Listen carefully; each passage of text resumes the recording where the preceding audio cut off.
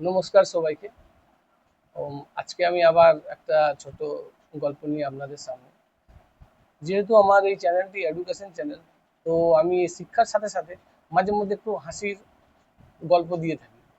দেওয়ার কারণ একটাই, আমরা যখন কোনো মাস্টারমশাইয়ের কাছে পড়তাম, উনি পড়ানোর আগে আমাদের একটু হাসির গল্প বলতো, মানে মাইন্ডটাকে ফ্রেশ করে দিত সবার। তো তাই আমি মাঝে মধ্যে একটা হাসির গল্প দিই।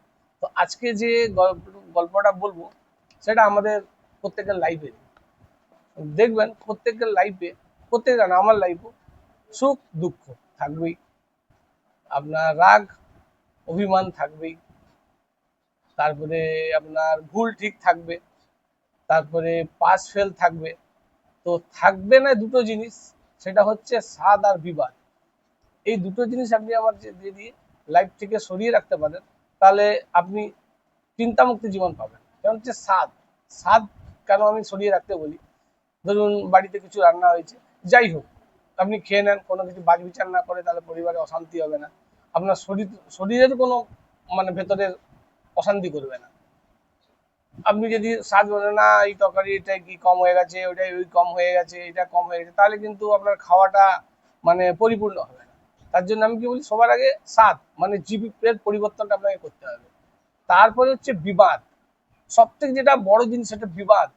যেমন প্রত্যেকটা পরিবারে আজকাল বিবাদ লেগেই থাকে, পাশের বাড়ির সঙ্গে পাশের বাড়ির, দাদার সঙ্গে ভাইয়ের, ভাইয়ের সঙ্গে বোনের।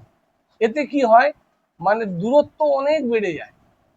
দূরত্ব এত বেড়ে যায় যে ছোট একটা ব্যাপার, মানে বিবাদ, বিবাদ বিশাল কোনো বিবাদ না, ছোট একটা বিবাদ, একটা কথা বিবাদ, কোনো বিবাদ, কিন্তু সেটা আর আগের জায়গায় ফিরে আসে না। এটা আমাদের মধ্যে দিয়ে চলে যাচ্ছে, সবার মধ্যে দিয়ে। তো এই জিনিসগুলো আমি সবাইকে পরিত্যাগ করতে বলি।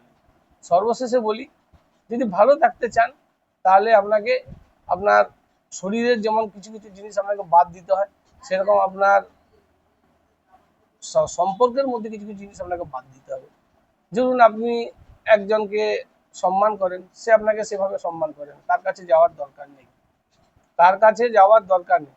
অথচ আরেকবার দেখবেন আপনাকে খুব সম্মান করে, আদর আগ্রহ করে, আপনি তার বাড়িতে যান, তাকে, সে যে আপনাকে সম্মান, সেটা আপনি গ্রহণ করুন, দেখবেন আপনাকে সে মাথায় তুলে রাখবে।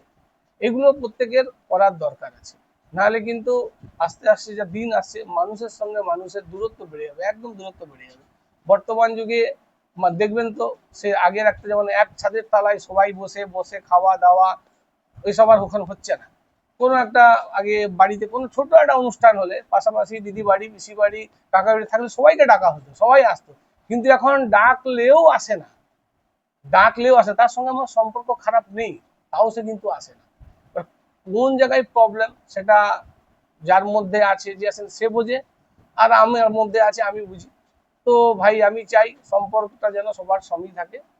বাস এই বলেই শেষ করলাম। সবাই ভালো থাকুন, ভালো থাকবেন।